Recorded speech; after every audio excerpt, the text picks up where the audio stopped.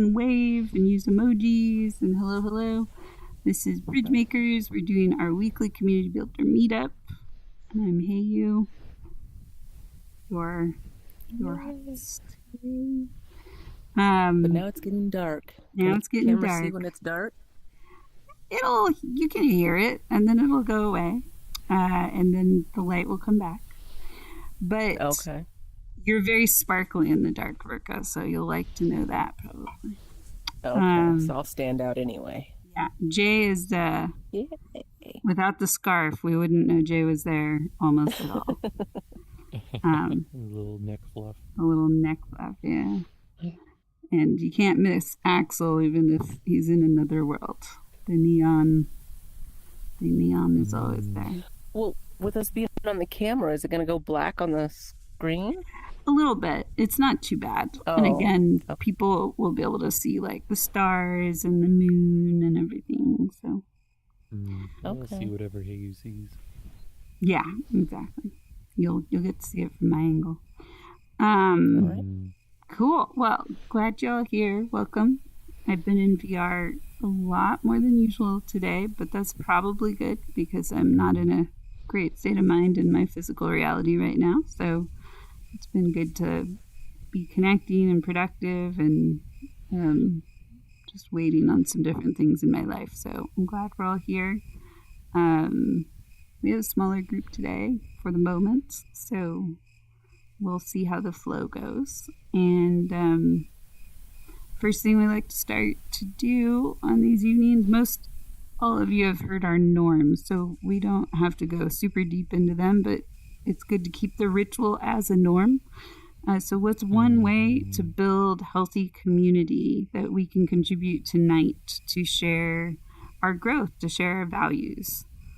So I've been thinking about something somebody shared a while ago lately about, it sounds like the Japanese culture has a custom of running away from the group after they say goodbye so that they don't just disappear in front of people's faces. And it also allows, if somebody else in the group wanted to have a one-on-one conversation with them, they can follow them and check in with them. And I've realized that I don't really get to run off and do that because I'm often the core of kind of whatever's happening. But I really like that as a concept of expanding what saying goodbye means, is giving ourselves that margin of checkout, of kind of grace, and also making sure that the people that are all together don't just have people popping out, vanishing on them. So I'm not saying that that's at all a rule or guideline, but I'm just appreciating carrying that in my awareness and looking for spaces where I can do that and it makes more sense. It's a lovely idea.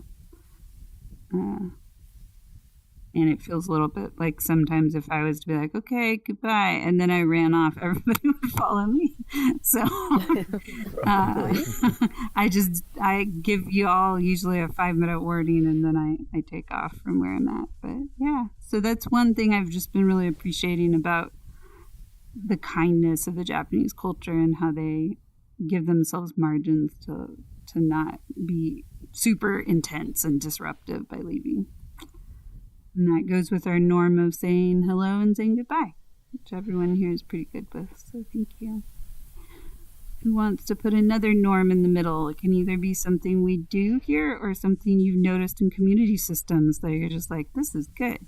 Wonder how this works here.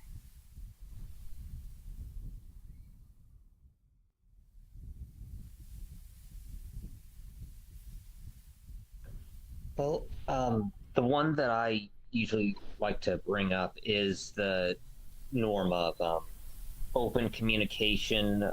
That's actually something I'm going to be practicing pretty soon with a member of my family. Well,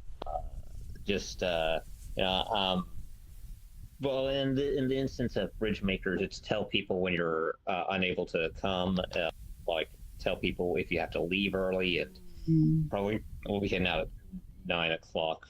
So Yes, candor, I think, is crucial to maintaining solid relationships and communication. Mm-hmm. Yeah, candor is a great word for it. Usually we use the word kindness that has candor wrapped into it. And I like those words almost together. Candor. Kindness with candor. Candor with kindness. Candor with kindness. Yeah. Lovely. Thanks, Jay. Who else?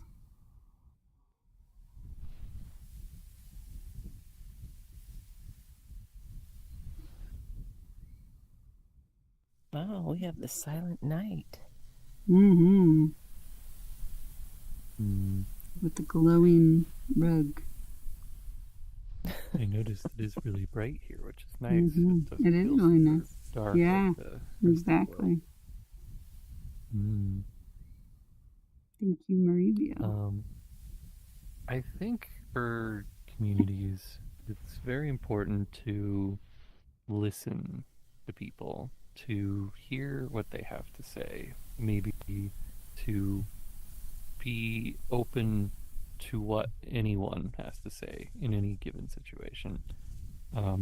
Because if people are being authentic and you might feel like there's some restriction or some pushback, or maybe you even feel uncomfortable, people usually have a perspective and a place they're coming from for what they're saying.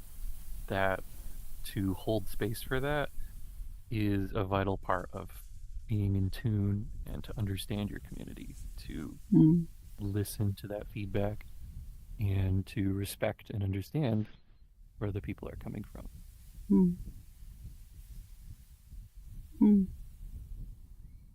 Sounds like a type of deep listening. That's a good way to put it. Were you going to say something, Berka? That falls with understanding, I guess. Kind of call that listening and understanding. It's not just hearing words, you're actually understanding from their point of view. Yeah, I wanted to try to describe it in a different way we haven't done before. We've done a lot of similar norms. So this is like our reflective listening practice and like the just making space for perspectives that aren't like ours. Yeah. Yeah, definitely. You know, in regards to norms, I'm currently more new to this. I'm familiar with the headsets and building worlds in a different atmosphere.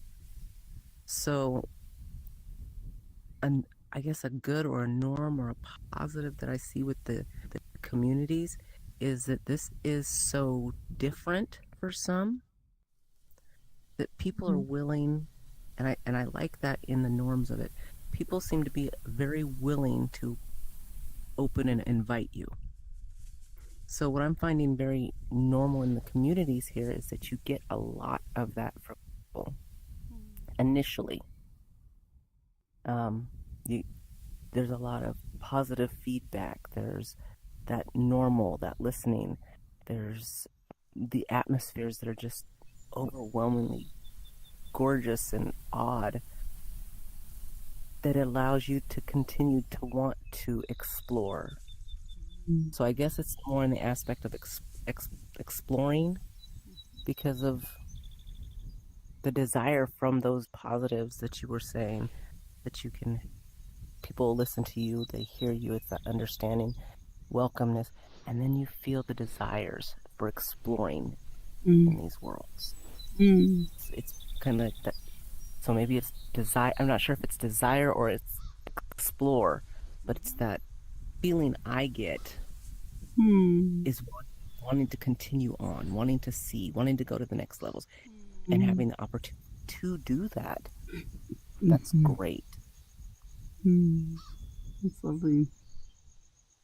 It reminds me of the idea that I've been carrying for a long time, that curiosity is the least common emotion in social VR, especially VR chat. And I wonder how much that desire to explore can convert into a curiosity. You're one of the more curious people I know, Verka, in here, but I also think like maybe our curiosity is attached to the world's experiences and we haven't quite bridged it to attaching it back to each other, imagining that everybody is a world inside of them. And we get to explore that too, know that there's levels inside. Yeah. And that brings great linkage for people. Right? That's just a great piece of it. Yay. Wow. Well, so Jay's gone, Fro's gone, Rick is gone. Did you go, Axel? No, I did not. Okay. What's yours? Mine would be another great norm is that we have our status set to orange, just that way we have the people requesting to join off of us so we can meet them and then explain to them what's going on and fill them in on where we are at in the process of our lovely meetup. Yay. Thank you. Yeah. That's awesome. And there's a new function in this world now, which is that when you spawn in, you don't spawn into the same place. You'll spawn into one area around the world. And if you respawn, you'll actually rotate your spawn point. So if you see somebody spawning over there, you might respawn like twice and then you'll be near them or whatever. But it keeps us from spawning on top of each other and also gives us all a new perspective every time we show up back in the world. So, yeah. I didn't know that. Yeah, that's a new one. I really have trouble with the worlds having people spawn on top of each other all the time. That's really bad for my body. It just feels like a boundary violation to start out a journey.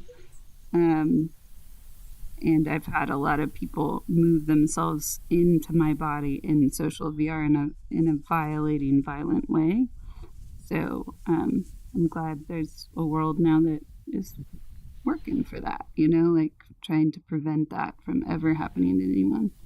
Apparently 30 people would have to be standing in all the spawn spots in here for anybody to overlap. The 31st person to come in would spawn on top of someone else. So very unlikely that we're going to have that traffic jam in these spaces going forward.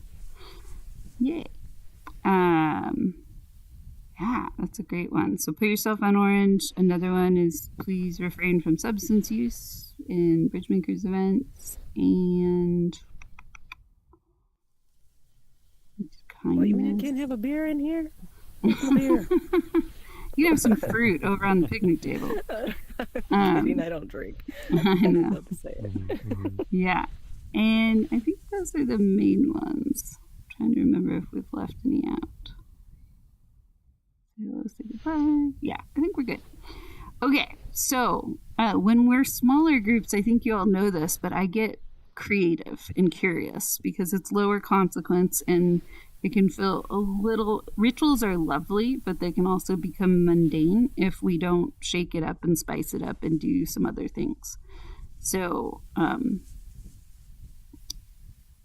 want to make space for us to check in about pain points because that is a really important ritual that we get to make room for.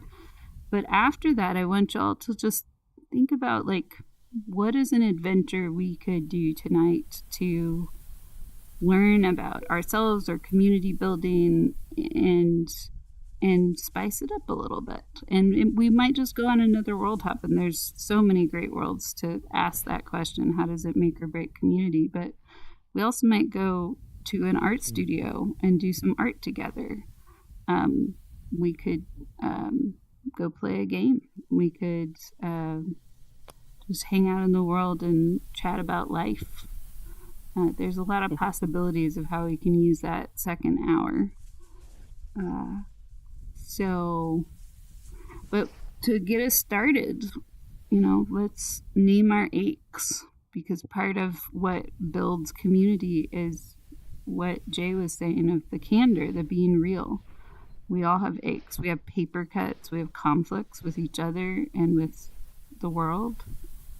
And so whatever the ache is most pressing for you, when you give that to the group, it allows you to become more present. It's a type of trust that my burden becomes a plank to the bridge between us. And so what is your ache tonight that you carry with you and maybe haven't had a place to rest it and give it to anybody else yet and just be witnessed? So our goal tonight is not to fix, but to reflect, just hear each other, practice that understanding. I'm sitting with my own ache. Well, yeah. I know I have an ache. Mm-hmm. And I guess it's more in the aspect, again, of world building. It drives me crazy that I don't have the knowledge to get what I need to get done here. Mm-hmm. It's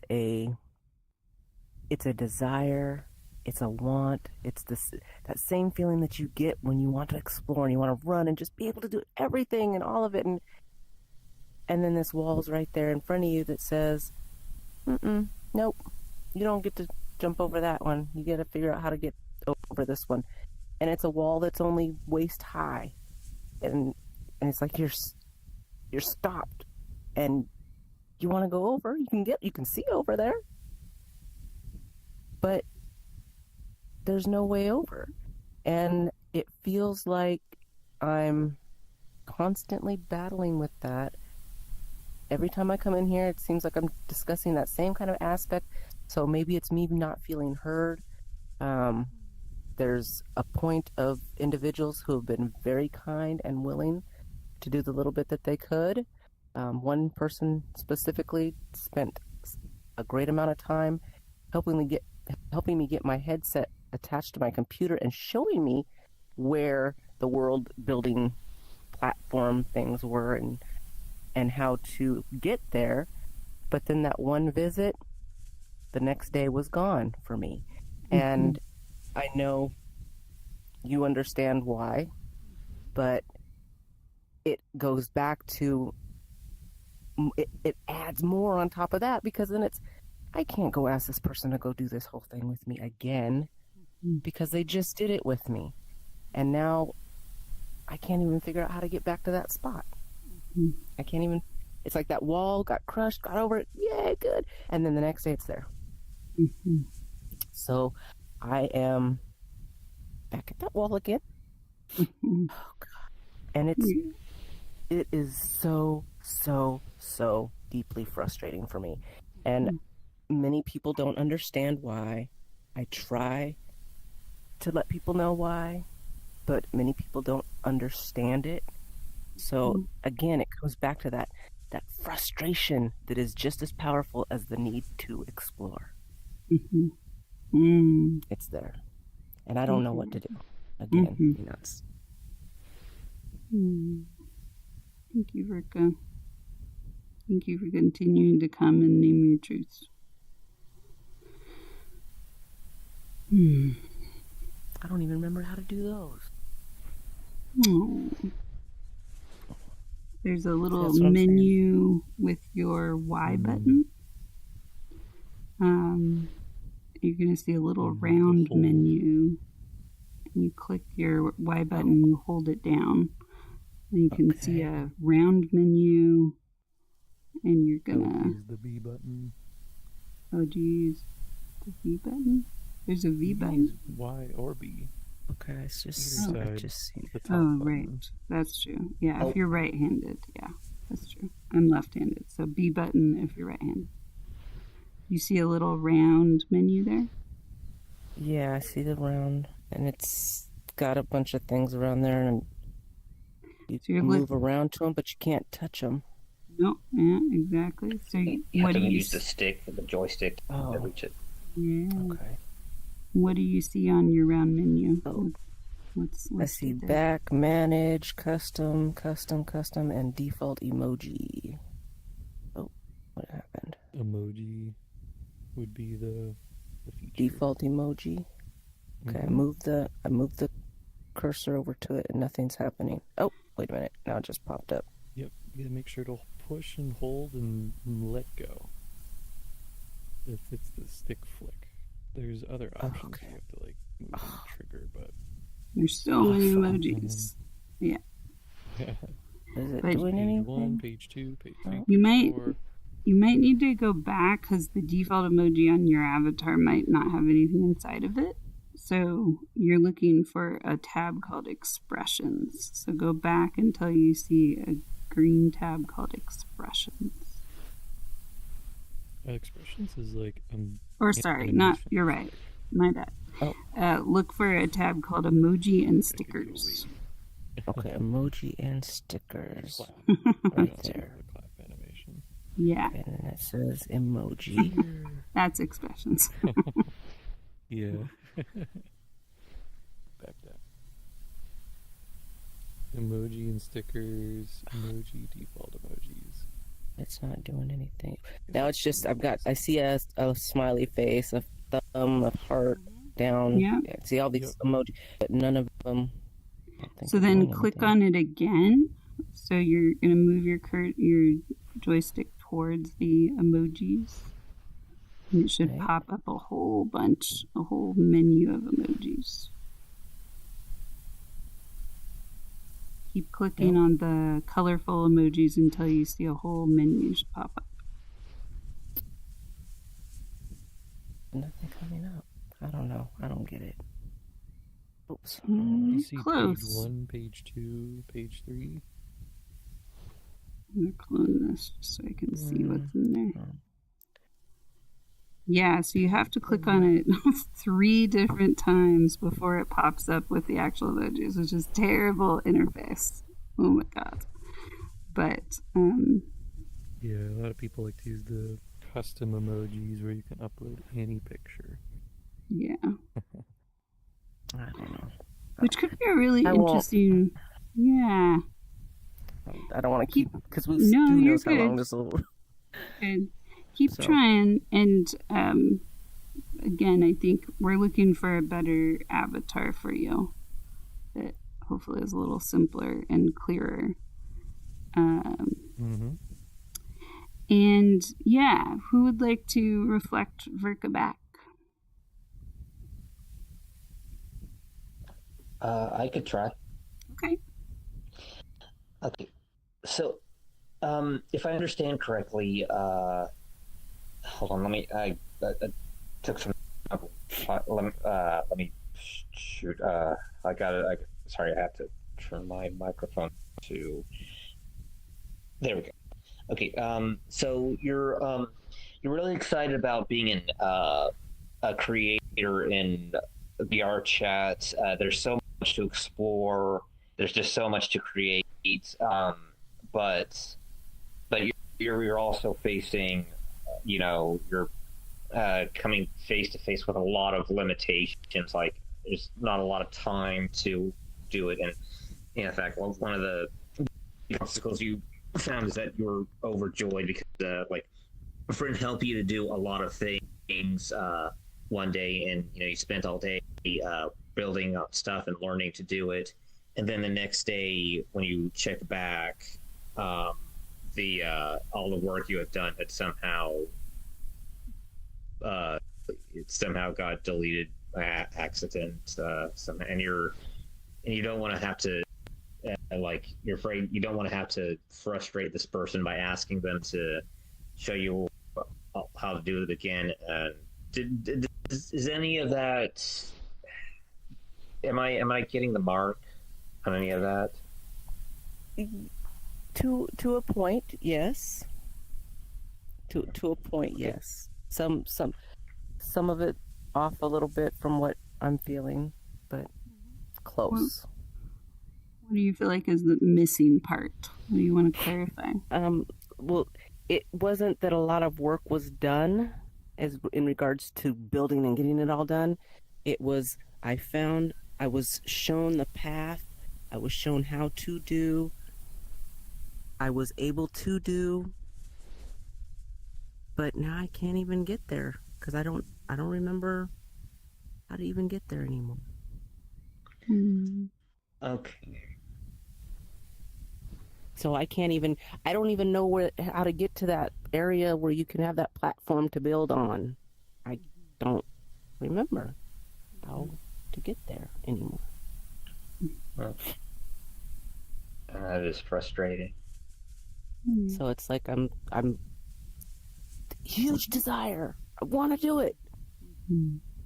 I mean, those of you who don't know, I have epilepsy. Oh. So I can lose things quick. That's why it takes a lot of consistency, a lot of repetition for me to achieve. And when someone can take the day or take the hours and just spend all this time showing me how to do this stuff, it's great. It's wonderful. Achieve. I get there. And then the next day, it's all gone. I don't even know how to get back in there now. So, to keep ourselves from fixing it and just stay with the reflection, Jay, do you want to try reflecting that deeper level back, or would you like help? I'll try one more time. So, yes, I understand this is a very sensitive issue. You're you're very excited about the work, the potential you could have, but it's just like the way you learn to do it for like 1 minute, like it's very clear to you, but then all the experience and knowledge that you accumulated, just it's just inaccessible. Like, and you fear that you might not be able to get it back. Is that a more? Yeah, that's extremely more on the line of that. Yes, and I don't want to ask that person to come and spend hours with me again and show me again. I know it takes consistency. I learned how to build worlds in Horizon. I learned how to build them. People helped me, and I learned it. I know it's possible. That's what I mean. Those walls that I keep coming up on. I'm not in Horizon anymore. We're not. This is a totally different atmosphere, different setup. And from what I'm seeing, it's a lot more complicated. I can learn it. I know I can. But it's sitting there right at that edge right there where I know that you did express it, who has the time to help me on a regular basis so that I don't forget it. Because I learned in Horizon. I had the same condition, but I learned how to do it. But now it feels different as far as the atmosphere. There's people here who say they can help us. I understand that. But who has the time that we had in Horizon? That was a lot of time that people were able to put in, and I appreciate it, but I don't want to ask people to do that. It was a different atmosphere. Sorry. No, so it's a battle. Real. It's a battle I'm fighting on a regular basis with myself and with the worlds. It's the pain of these worlds for me. Is they're so exciting. I can't get there. Why? Yeah. But thank you, Rachel. Sorry. Don't apologize. That's the truth is the truth. I'm glad you're sharing it. Thank you. Yeah.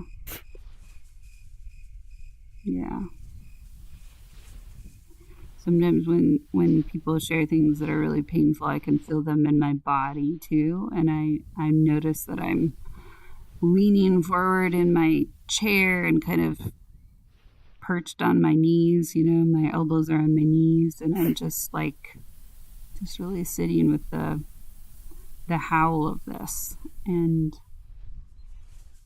appreciating how much you have grown through that pain and how impossible this growth feels at the same time. And we're still here, and you're still here. I'm glad you're sharing. Keep sharing. This is what Thank you. what worked last time. Is just keep sharing your truth. Yeah. Okay. Yeah. Oof. Oof.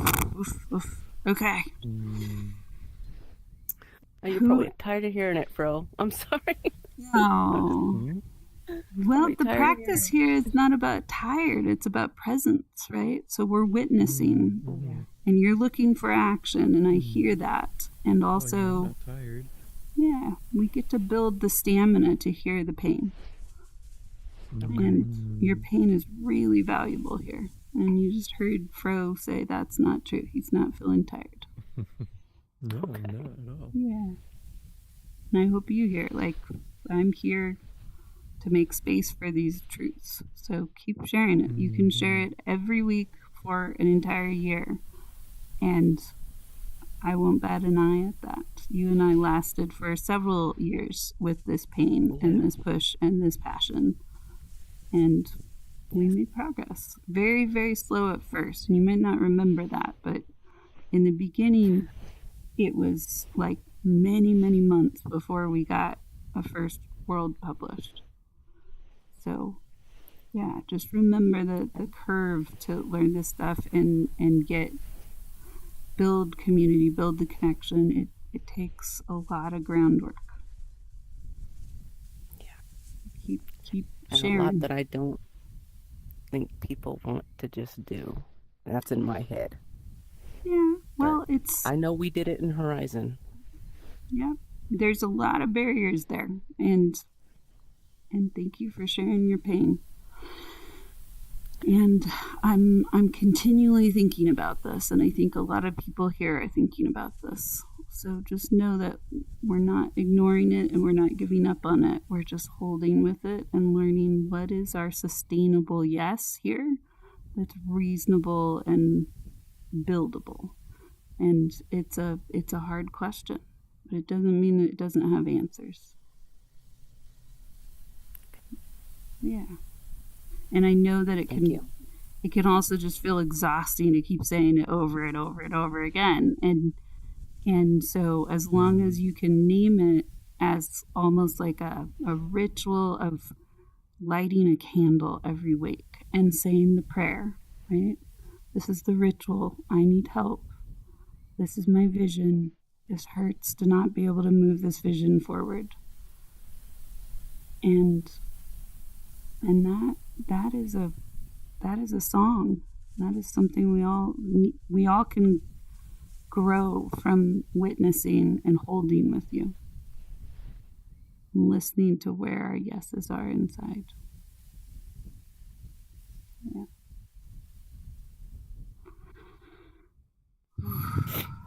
Yeah. Wow. Well,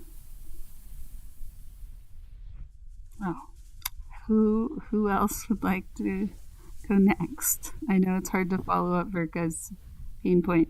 And also, we all have our pain. We can be the Vesica Pisces. We can feel Virka's pain and also feel our own pain at the same time. So who would like to share their pain also?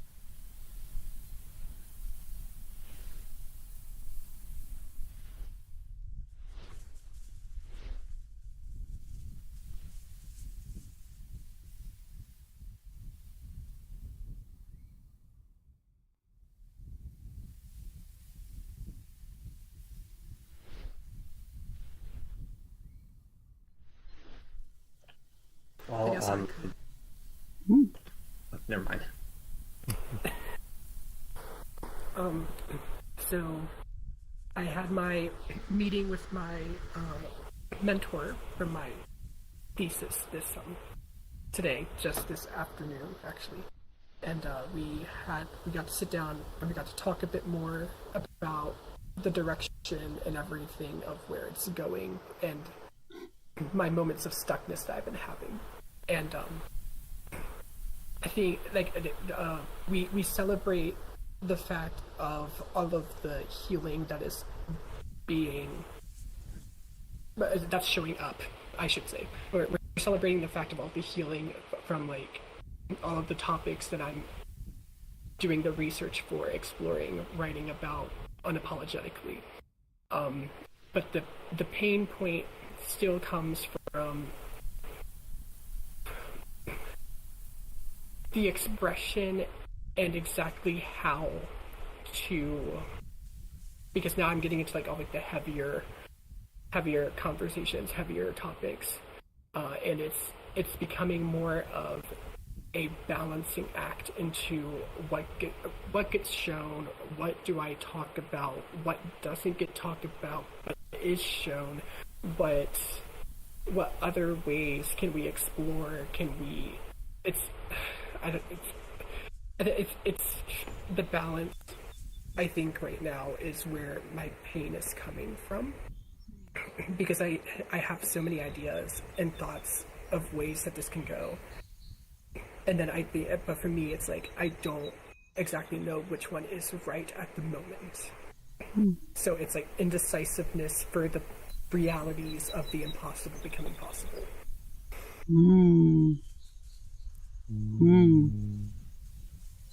Yeah, wow.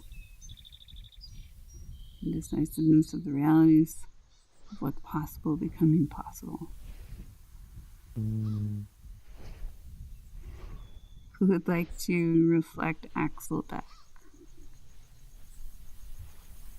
I could go. Yeah, what I heard is you're in the middle of your very big project, this thesis for the play, and you're talking with your mentor about that problem that a lot of creatives have, where they feel like they have to pick, what is the right direction to go in. There's so many ideas and not enough space to iterate and go through and try out the other ideas that you're wondering if that might work too. I can say I've definitely been there as an artist, trying to make choices on what feels like you have to pick between all these infinite possibilities and you're not sure what's the right one. So I feel that. And yeah, it's like you're trying to figure out what you have limitations. You can't explore every single aspect, and to figure out what you have to keep, what you will leave behind. That's a hard choice. That sounds like a struggle to really sit down and think about. So that makes sense to me. Did I get everything? I feel like you hit like the tip of the iceberg.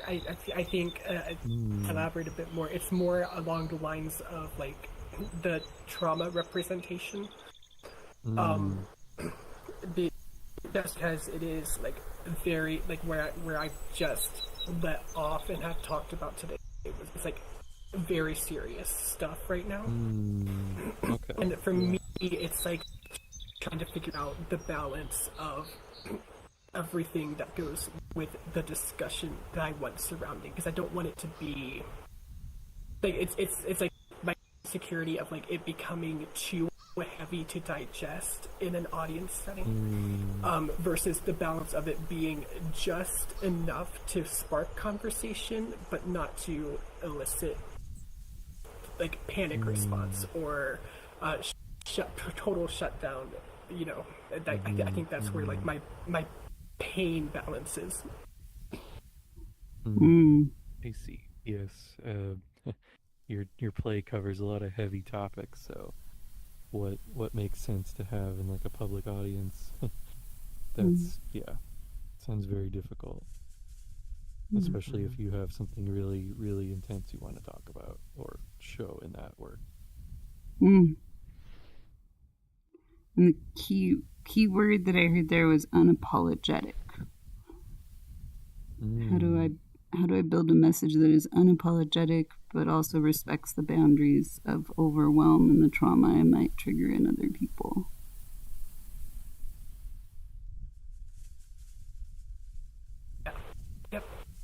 Yeah. Hmm.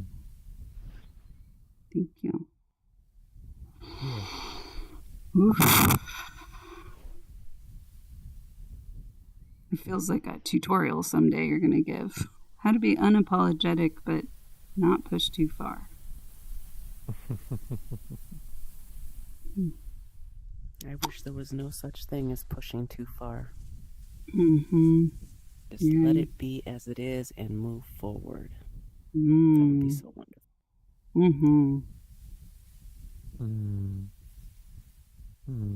Maybe someday we'll have the hardcore BridgeMakers. The hard-hatted BridgeMakers that are like, we can take the falling bricks, bring it. Mm-hmm. Yeah. Hmm.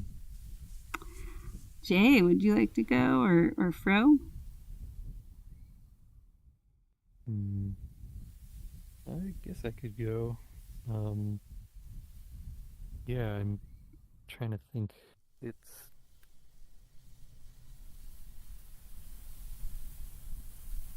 I mean, I feel like I'm still in an anxious position where I'm trying to figure out, where to put my energy and kind of realizing that I'm really in my head quite a lot and not exactly in the present moment to enact the ideas that flood my brain quite a lot.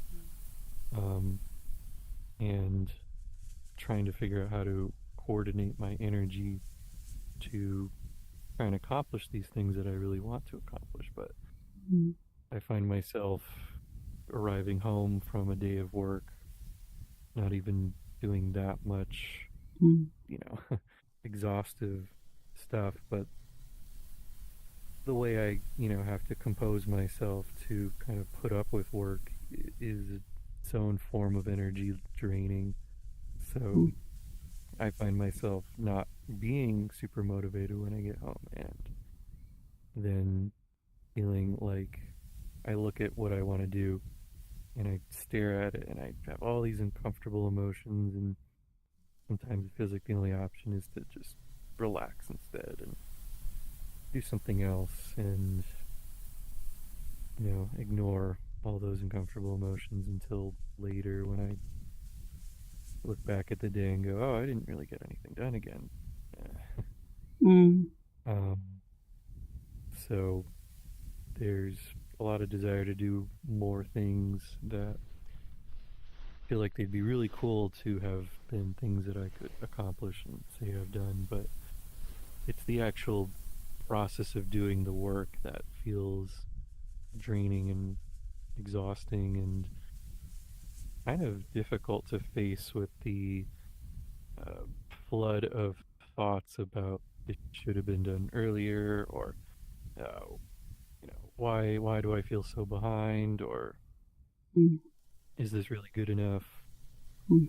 That kind of self-talk, which Mm. isn't very healthy, but Mm. kind of how it goes most days for me. Mm. So yeah. That's interesting. Thank you, Fro. Wow. Who would like to Mm. reflect for it or back?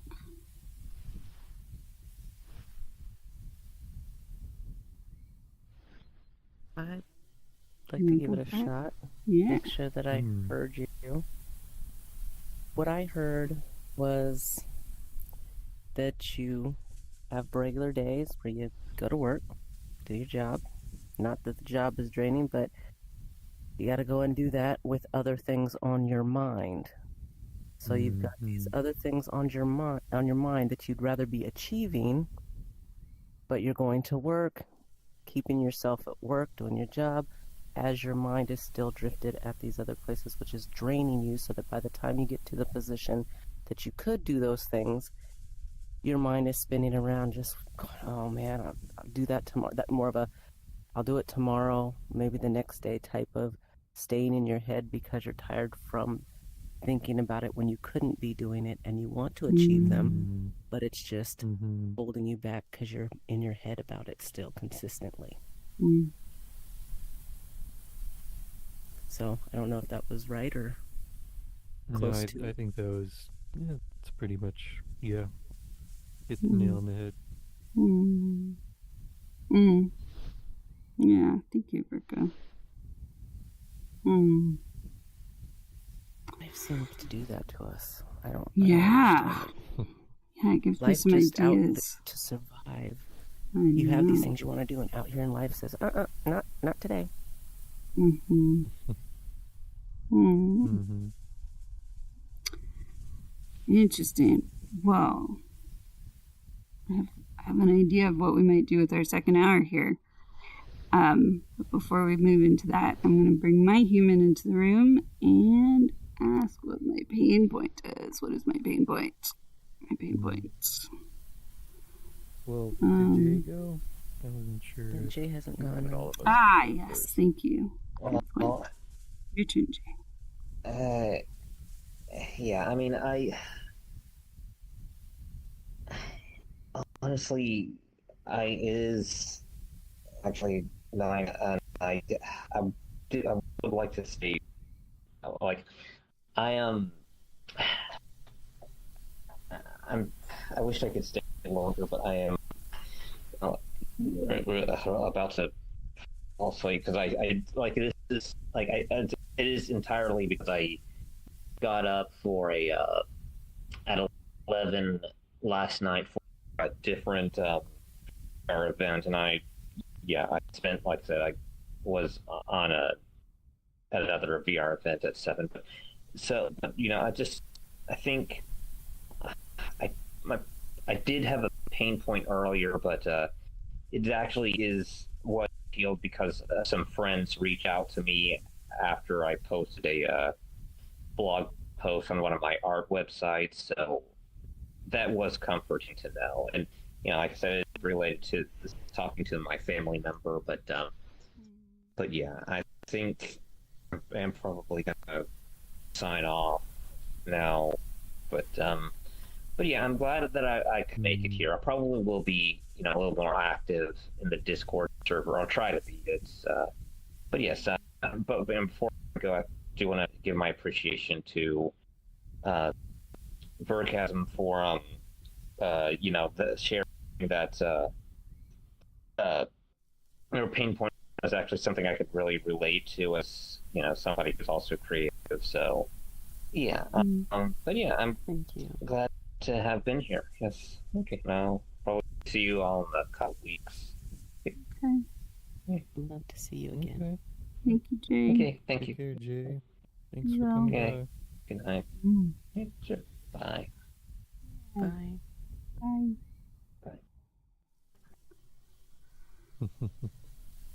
The Okay. etiquette of walking away before. I know. He's doing the norm. So, yeah. So my pain point is, it's more like what is not my pain point right now. Mm-hmm. My pain point is, that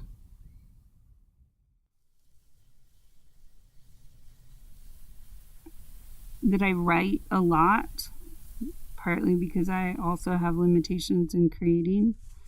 And I used to create 2+ environmental spaces per week for years.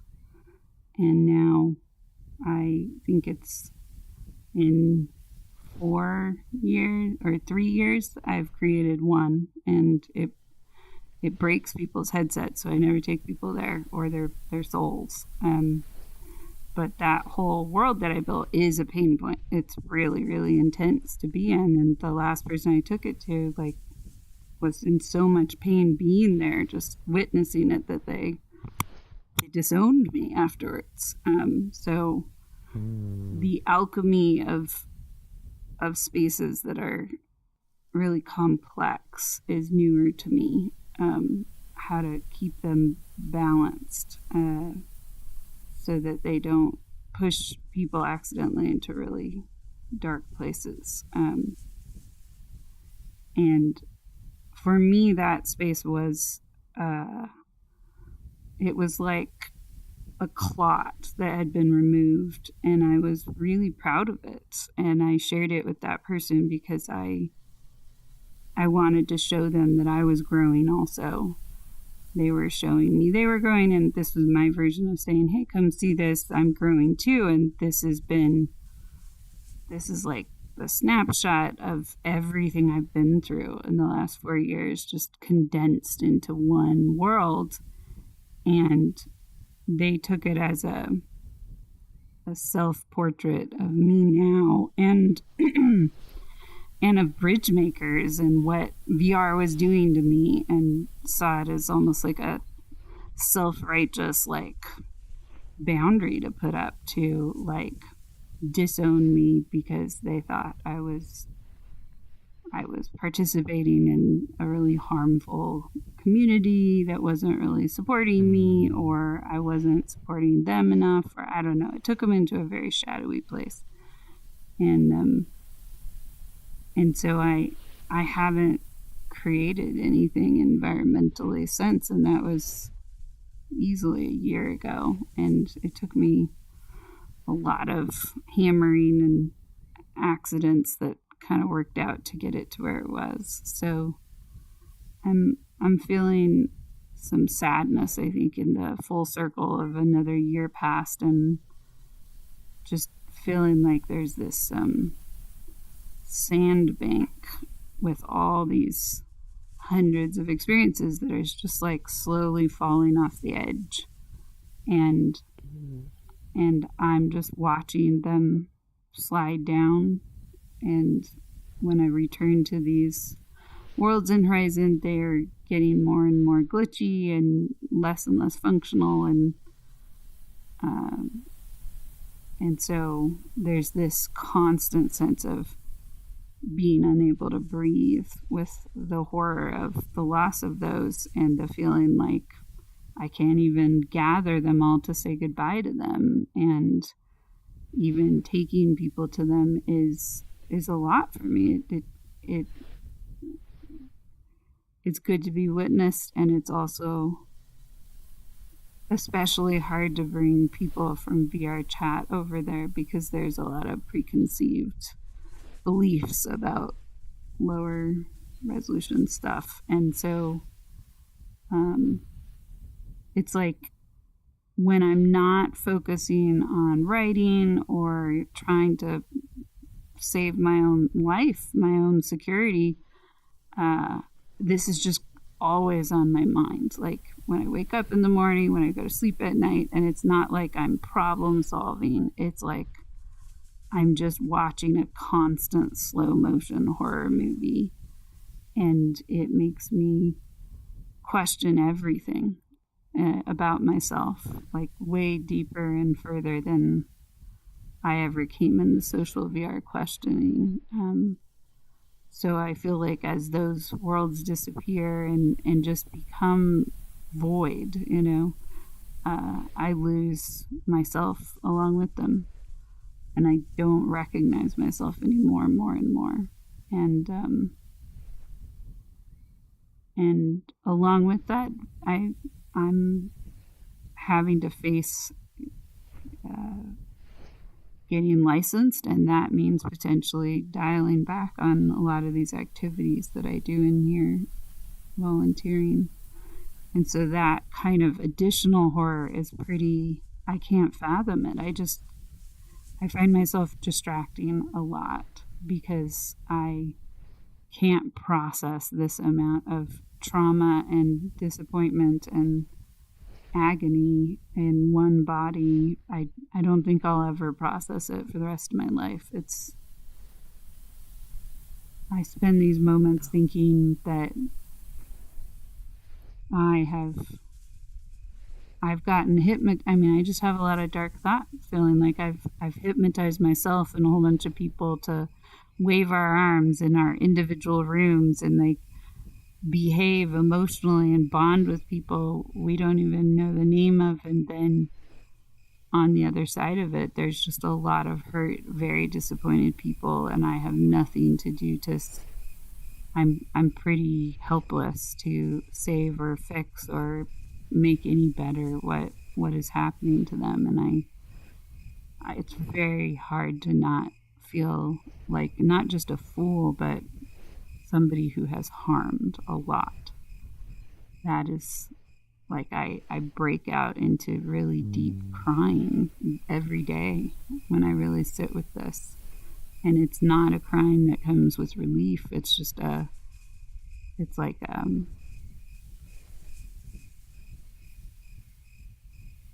it's like the only way I can try to breathe again, but it doesn't really work. So I'm in a pretty weird, hard identity dissolving shift horror, and trying to be as gentle and kind and consistent and whatever as a leader and as a friend and as a human. And I have to stay away from being intimate or aware of myself very deeply, because if I do, it turns into like nightmare images in my head of just like how much I want to get away from this pain. And so it's hard to feel connected to community through that.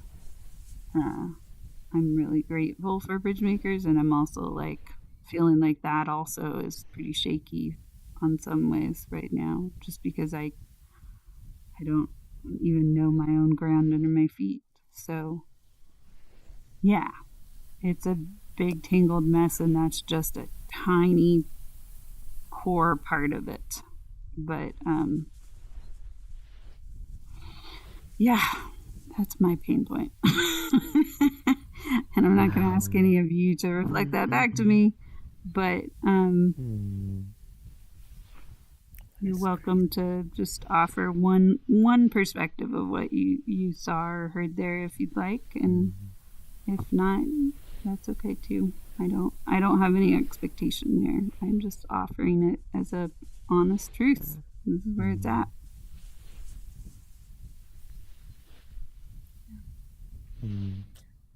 I heard a part of that where you feel bad bringing, or what had brought people into this environment, thinking there was some, not just ignorance, but that you felt like you caused harm, and that sounds really hard to put up with or to deal with.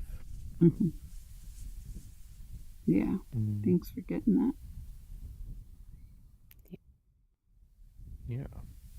Yeah. I'm very ashamed. And it's not something I can logically argue myself out of. It's just real. It's this deep, deep shame. Yeah, I'm hearing this never-ending pot. You know, when you get in that the black pit feeling, that never-ending, not gonna stop. There is no way up or out. It is just something that has to be processed and lived through, and not even knowing how to live through it, because it was nothing intentional. It was part of what occurred, and to try and deal with it on a daily basis is causing a lot of pain and a lot of weight in order to help you yourself move forward with making things better. Yeah, thank you, Rika. I like that black tar pit kind of visual you just gave me. That's useful. Yeah. Well, you definitely got me beat. I'm gonna have to tell you that one. I couldn't handle what you're doing. I couldn't handle that. I can live with epilepsy, but I can't deal with what you're going through. Yeah. You're a strong woman. Oh, thank you, Rika. I feel less strong than ever before, and I appreciate that you see strength in it. Yeah.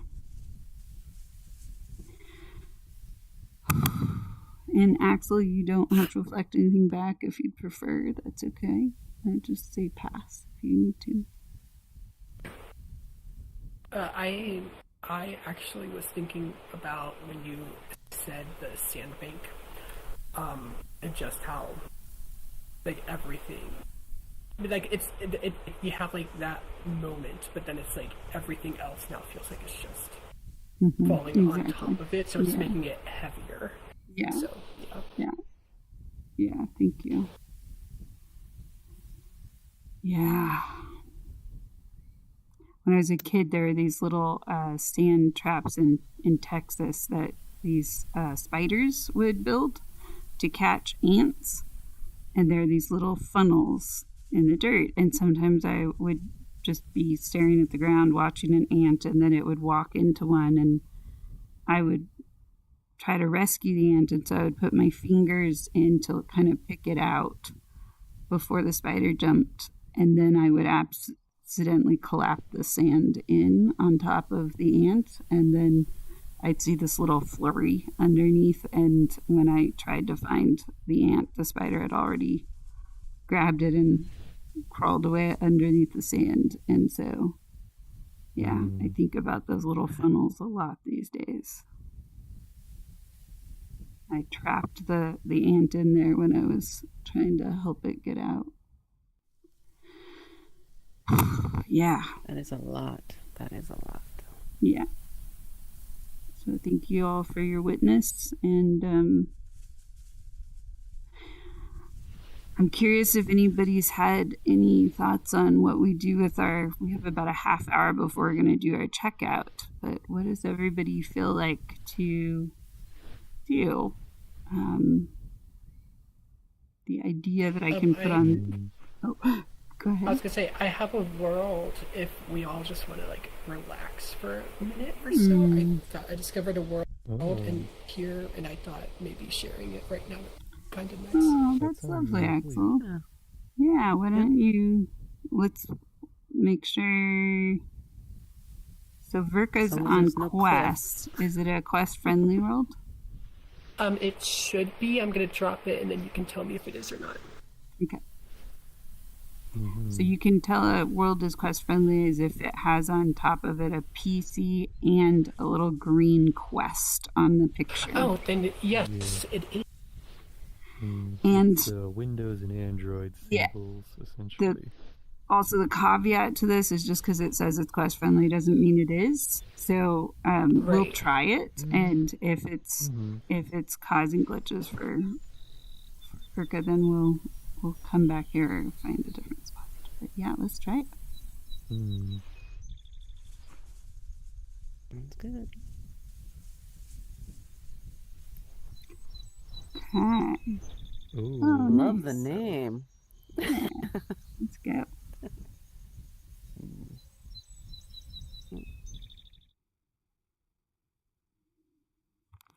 I should have waited.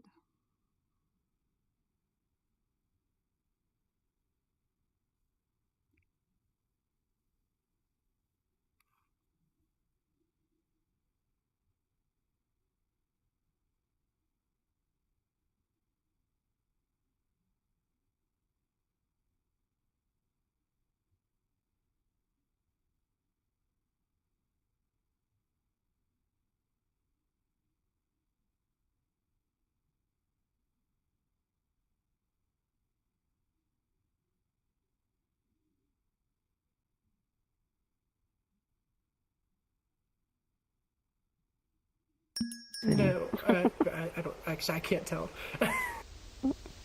You made it. Oh, something's not right. Oh, okay. There we go. Am I walking? Am I sitting or standing? You're standing. Okay. Oh, this is quite beautiful. It is Although real I pretty. It's got a pretty low frame when rate. downloading the world. Yeah. Yeah, I noticed when I downloaded it, it was 350 megabytes, which is 3 times the size of a Quest world. So I don't know what Verka's seeing, but it's probably not what we're seeing. It's amazing Verka made it in this fast. So probably it's totally different build. I'm seeing it. It looks nice. I might not be seeing every little piece of everything, but I know as I'm moving around to different places, sometimes I'm getting a big black pause and everybody pauses for a minute. That's called a low frame rate. It's really Okay. lovely, Axel, but we're going to need to move. And thank you for showing this. I haven't seen this one, so well done on that. I'm definitely gonna save it though. It's very Yeah, solid. I'm Yeah, no going. worries. Yeah, so let me see what I can take us to. This person, this is similar, and this person, I think I met them on Quest. This is the Casey guy. So let's try this one. I like the music. Yeah, so it's pretty The true. walls are flashing here. Yeah. Let's try this one, Berka. Maybe.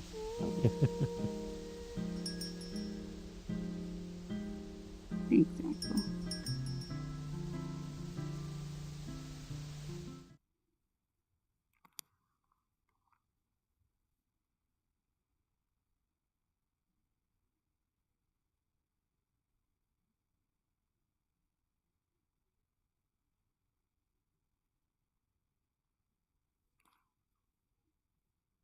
Oh, We're like up in a treehouse.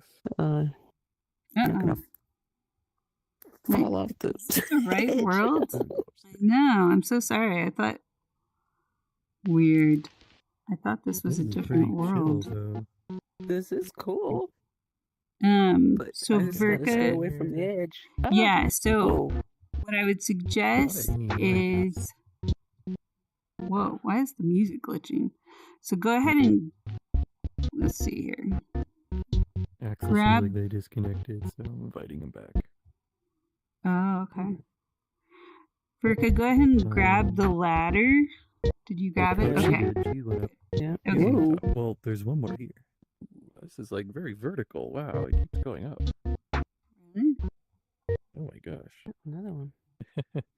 There's Whoa. so many floors. Whoa. Whoa. Oh, sorry, Verka. Sorry. Oh no. Don't look down too much. Yeah, there's a lot of platforms. Axel's Yeah, having this trouble is joining not the us. one I was thinking of. I know. And is anybody experiencing a lot of glitching with the music? I don't hear any no, it's music. loading okay on my end. Yeah, it's like really glitching bad. Hmm. Let's see what's up here. Actually, I need to like see if I can't readjust. Whoa. It's a pool. Yeah. Gotta stay I'm away from inside the edge. pool table. I know. This is not what I was thinking of. It's kind of cool. I had to It's get almost out of like here. dirty water swimming in it. Exactly. Pool water. Okay. Over the So winter. this didn't work either. This is the absolute worst place for you. Oh, this one's nice. I think you might like this one, Verka. And this could be good for everybody. And I don't think even Frofador has seen it. Okay, I'm going to drop a portal here for you to go through, Verka. Let's see. Right Okay. here.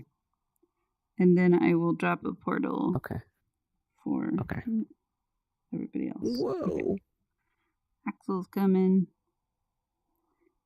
You got it, Axel? Alright. And Oh, Frofador it didn't let me enter it. again. Oh, I figured out the fix. Okay. Or I didn't figure it out. I kind of figured it out, but I didn't figure it out all the way. Scott. Okay. Okay. I'm back. So we've got a trying a portal new because cable. this was a bad place for Verka. It's the Oh, is opposite she of. gone? Yeah, so I'm going to go. Oh. Yeah, right behind you. Okay, I'm going to go through. So it doesn't time out.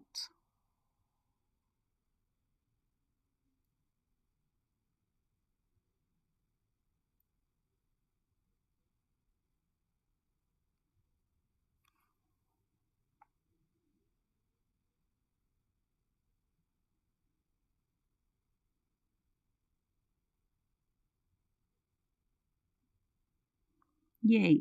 Oh. Ooh, look at Did these you just jump? Are particles. you swimming? So this world is kind of weird and magical because you can actually go upside down at the same time you're going right side up, and you don't even know you're doing it. But we don't have to. Oh. We don't have to do that part. Really? Well, I mean, you And guys don't- can if you don't- want. I'm just kind of go. I can go this far to the edge because I got a little bit to hold on to here, but I can look Yeah. over. Yeah, Yeah. don't That jump looks neat. over. See, Do not jump over. You'll drown and then go all kinds of places. But it's a Spawn. it's an interesting world because I learned my lesson. basically, if you walk across those stones through the yellow Mhm. tree, when you go to Uh-huh. the other side, you're actually walking upside down as Oh. the person. So keep going, Fro. He's gonna go through the fog, and then we're gonna see him show up upside Down down underneath. somewhere. Yeah, it's kind of a silly world, but I like the game of That's it. neat. Yeah, and they can go around and collect these different objects upside down. So we'll see them appear somewhere. Whoa. Yeah, they're there. Oh, I hear him. Yeah, come look. Okay. Oh, there he is over For here. you guys. There Where are you guys? You're see right him? underneath us. Yeah, Oh, are you? I see We're- you there. Hello. yeah. Hello. Hey. No. There goes Axel. That's so cool. Yeah. So it's Wow. So, it's a so do we look silly- upside down to you? Yeah, you're upside down. You're some reason. Yeah. That's you are, cool. it's not in the wild. water. Well, I'm in the water. It looks like. Yeah. So That is neat. I was trying to remember if this world had a spot that is good to sit around, and I don't know that it does. Kind of here. I mean, we're small enough that we could just sit in the rain, or we could do it It's not like without we're the getting rain. wet or The anything. four corners. Right. Yeah, exactly. We could just be here. Wait. If I jump off, do I fly into the sky for you guys? Wait. Yeah. Oh, I'm like underwater. Yep. There goes Fro. Go. Bye bye. Oh, Okay, I'm back. okay. That I don't was know how cool. So Verka just would. flying would- up in the air.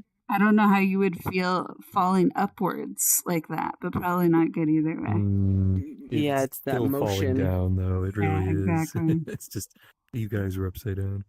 And I appreciated the design of this world as a simple inversion of perception, I guess. It's very active. Definitely and- saving this one. Yeah. yeah, It's got a What really category is this? nice. vibe to it. It's got a right? really nice, a nice vibe it's to it. It's like the feeling you're Japanese always seeing the making the cool beautifully stuff. clear water or Mm. swampy water. Maybe that's why we see everything so clear this way. But that Mhm. mirrored image to where it looks like you're just looking at this. Mhm. But then you can go over there and look at the same thing the other way around. That is just really neat because it looks Mhm. like I'm just seeing this side in the water, like mirroring. Mhm. Just when I look at the water, that just it looks like all Yay. of these. I love that. I've had this sense that this would be very soothing to Verka.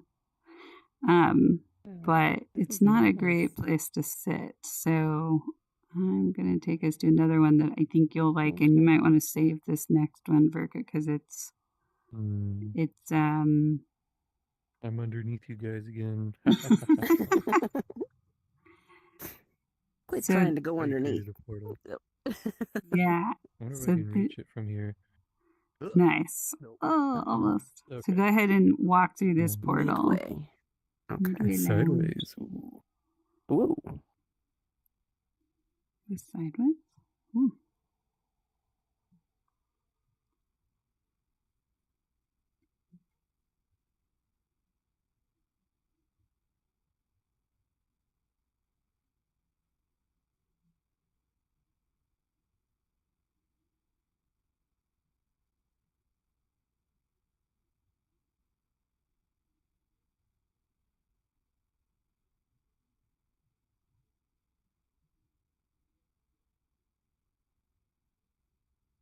Leader.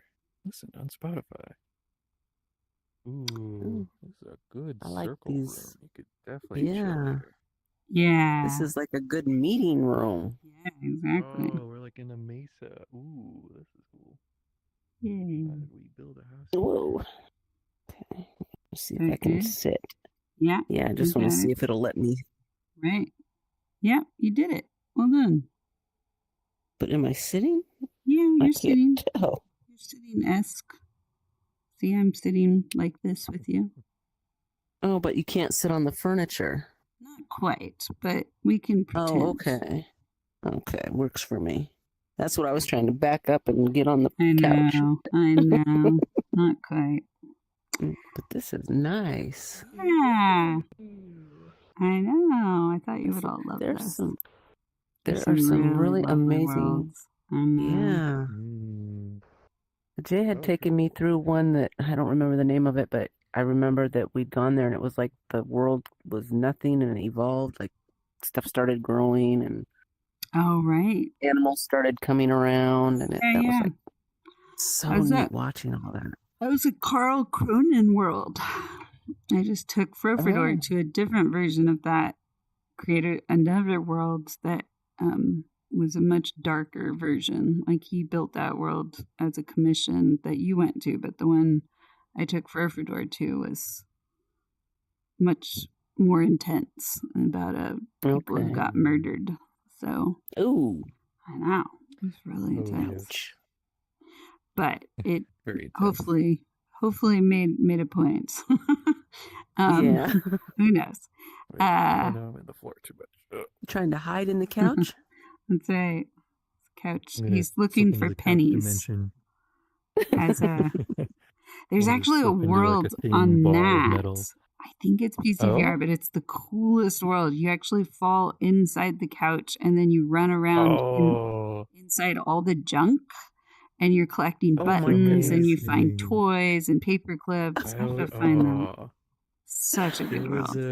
There was an old cartoon where one of the episodes, the main character, she like drops a penny and it was just like an entire world under the couch. And I remember it was just really like imaginative and hypnotizing for me. And I got so many big ideas about like hidden worlds and small claustrophobic spaces. And it was a great episode. I remember that. Yeah. This one was Axel's like sitting on the floor, just leaning back on the couch. That is awesome. It's good to see. I know. We got to get better about our seats in our worlds. We'll have to find Verka an avatar. I know. We got to get you an avatar that works, Verka.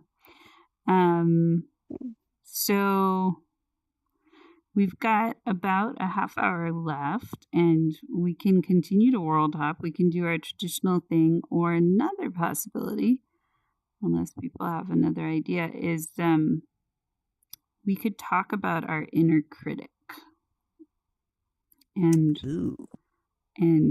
make a little bit of acquaintance with this inner critic without it becoming, and I need to qualify this more than ever before, but this is not therapy. And here's why. This is kind of self-help education. It's about learning the metaphors of sorts and then doing that work ourselves, kind of with people we trust, or a therapist, or like journaling, stuff like that. But I have a lot of experience with my inner critic, and I feel like everybody here has an inner critic up right now that's like kind of blocking them in different ways. And so if you're interested, I will give my little 5-minute TED talk of sorts on the inner critic and what I know about that. And then we can also like just kind of find some questions we want to ask our inner critic at some point.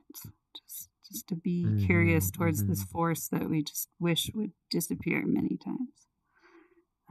Would that feel interesting or supportive? That or we like can a lovely exercise. Frozen. Give me How are one you second. feeling about I'm it, trying to see if I Axel? can plug in my headset better. I'm open to that. Yeah. Would you rather that we do more world hopping? Because that can be more serious and you might just be beyond that. Because we want to make sure we're all on the same page. Do that at a different time. I don't know. Well, it sounds like my day has been very, into a lot, yeah. But like I said, I'm open, so it doesn't matter. Well, I mean, it sounds like you might just be full, and this wouldn't be the right time we can schedule it. We can do it at a different time. It's just, yeah, it's an offering at some point.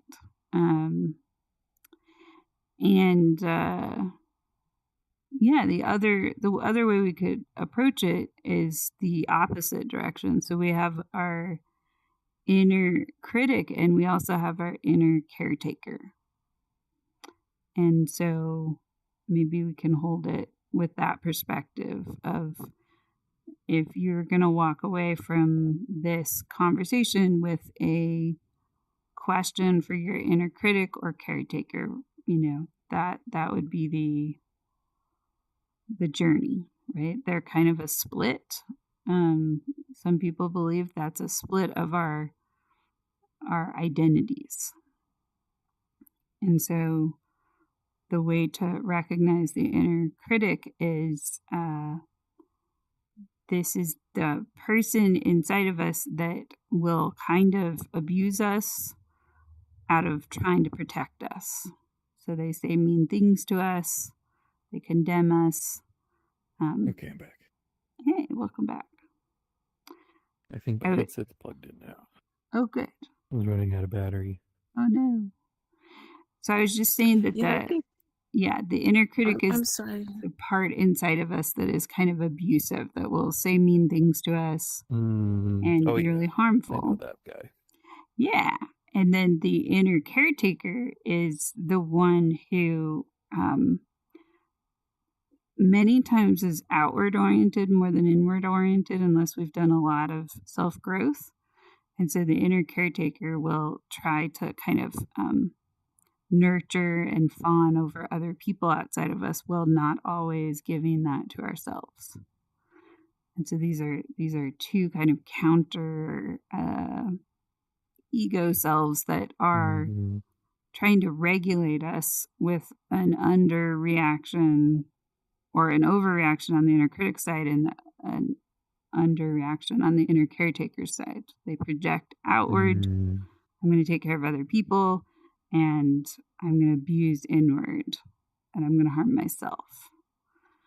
And so for those here that don't want to talk to their inner critic, totally understand. So then you can ask yourself, what does my inner caretaker need to see me right now? And how would they take some of the care they're trying to give other people and give it to me instead?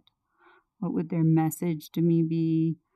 What would be a piece of art or a comforting thing in my environment that inner caretaker could go and get me to grab or touch to remind me that I deserve care too. And so that's one way to kind of sit with this without it going into, that sense of a monster inside. Now, Verka, I heard you say something there. So do you want to? It was just in the aspect of probably a better understanding because of my understanding of what you were expressing. And I guess it's more of a question as to where it goes. The inner critic and that caretaker that you're expressing, we learn from experiences. Yeah. So is this in that flow of those things being through the experiences in which we've experienced throughout our life that create these things for us, and how to use them or get rid of them, or is it just what people do? Yeah, so those parts of us, the theory goes, because most of psychology is theories that get hopefully improved over time, but the theory goes that the inner critic and caretaker split is different ways to protect us when we lose control. And so that fawning response, where we're trying to take care of everyone else and just draining out ourselves, is we were rewarded for that, and we were able to protect ourselves by keeping people satisfied. Whereas through experience. Yeah, through experience. Okay. Yeah. And so we train, we get reinforced basically to swallow that harm and kind of turn it on ourselves, or to project that healing outside of ourselves. So we lose both ways. And if we just for a moment imagine that this is a real being inside of us, this is like a personality of sorts that has accompanied us our whole lives. What would it be like to have them both meet? Like, what would they say to each other? And at what point do they turn around and see us as worthy? Right? Because the shared message of both of them is that I am unworthy. And so the critic will say, you are unworthy because of X, Y, and Z. Ruth or the caretaker will say, they're more worthy because of X, Y, and Z. But either way, I'm unworthy. And we didn't mean to create these parts of ourselves that sometimes actually feel like a voice inside of us. We'll mimic it in our body language. And so, Verka, it's okay to point out, earlier you turned around and you kind of batted away a part of yourself tonight. You're like, oh, stop it. Right? And that can be very much the expression of the inner critic that is like coming through your body language to kind of push yourself down. Right? And some could maybe see my journey, which is my inner critic kind of sneaking in, where I feel a lot of shame about leading people into the evil lands of meta or something. That could be seen as a type of fawning or rescue response that was way overblown. And then now my critic is like, you shouldn't have done that. You've broken people, you're breaking, like this is just all harm. And so a lot of times they kind of chase each other like blind mice, but they never acknowledge each other. And letting them be full beings inside of us and just kind of as if they're roommates a little bit. They're roommates that never talk to each other. But like, if they're going to be our roommates, what's one curiosity that we have to offer them that might surprise them a little bit? Because they're often not used to us talking back to them either. They kind of coexist with us. They say mean things or they help other people, but they don't ever have us say anything directly to them. And is there one curiosity you could offer one of those beings? What might it be? So I'm going to look for my version of that. But yeah, what are you noticing? Could you, I think I missed the part. There's the inner critic. Who was the other being? The inner caretaker. But this is a caretaker that is outward focused. So both of them have in common that I'm not worthy. The caretaker says somebody's always more worthy than me. And the critic says, I'm not worthy ever, and I do it all wrong. Yeah. So if you literally had kind of these awkward, friends come to stay and they were behaving this way, what would you ask them other than please leave my house? That's not part of this conversation. And sometimes if you don't know the answer to that, what needs to happen, because they know we're talking about them, by the way, they're very, very alert beings. So they're kind of like, whoa, what's happening right now? I didn't know anybody else knew I was here. Is sometimes it starts with just getting to know them as a personality. Just being like, hey, where are you from? Or it can be like trying to see them, trying to see what outfit they would wear. We could even go to Prismatic, this avatar world, and just run the randomizer and see what avatars pop on our bodies. Just They're these free avatars people have created, and we can try them on, and we can try to identify which is my inner critic or which is my inner caretaker. And That sounds get kind of fun, actually. Yeah. So that can give us more of a visual to start to be able to kind of map with our own mind and grow a bridge, grow a relationship. Because really, those parts, even though they've been so habituated to just doing what they do and never talking to us and asking permission, they're actually both trying to protect us. They just forgot about that and they're not checking in anymore. So, getting clearer on who they are, what they look like, how tall they would be, what colors they might wear, anything like that helps us kind of hone in on how we would notice their presence if that entered our mind. There can be a lot of pent-up emotion towards the critic that can be like, oh, I just want to like kick them out and take out a restraining order on them. They have been so mean to me. Or the inner caretaker, we can have like a lot of jealousy towards them because they're always helping somebody else. Resentment can come up. Yeah, what comes up for you, Axel, if you want to share? And you can always say pass.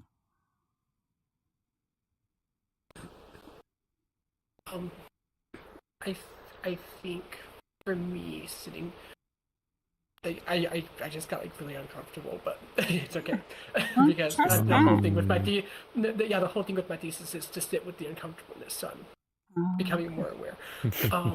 But I think the thing for me right now is that I just recently, like I'm still in this scene, but I most recently figured out, like we had the conversation, you and I, after that one meeting, where I figured out how to express and move forward with the dialogue and content and how it was approached. Yeah. And now but I'm also still, I have like this, now that you mention it, I do believe it's that critic that's like from like my own experiences as well with the topic as well, that's like I'm trying to process my own healing through this piece as well. Yeah. And I'm feeling like that war. I think it's what's happening. Yeah, exactly. Because I feel the critic, and then it's like all of like the stuff like that's hard, like no, yes, no, and then I have like the caretaker that's like yes. And yes, and right, yeah, lovely. More improv. And I'm like improving how and modifying everything to try to appease more so the caretaker, because I'm focusing more on like the outward focus of the play, because I'm offering this to communities and others for their own processes as well, whereas I also need to focus inward on what's right for me at the moment of the creation. Yeah, well done. So the third person to look for is usually somebody in our past who came across to us almost like a very sage, wise being. They are somebody that we would feel safe introducing either of those parts of us to, and know that that being would never harm either of those parts. They would make their acquaintance. They would say, hello, nice to meet you. I've heard a lot about you, or whatever. And they might be a little weighted, but that inner wise being is usually someone we find outside of us in life, and we think maybe someday I'll be like that person. And so we all have a template for that. And that's the one that can also be invited to this inner circle to sit with both of those parts of us. Now, inner critics can be very defensive. So it's very possible right now some part of some of you is sitting there and going, I don't know about this. and might be feeling a little skeptical and a little bit like, who is this hey you? And like, that's the inner critic going, uh-oh, I'm being threatened, right? Or the inner caretaker is like, oh no, hey you's going through so much pain. Hey, you shouldn't be taking care of us. Maybe this is hey you's inner caretaker. And so there's these ways that we kind of want to bypass that conversation because it's really uncomfortable.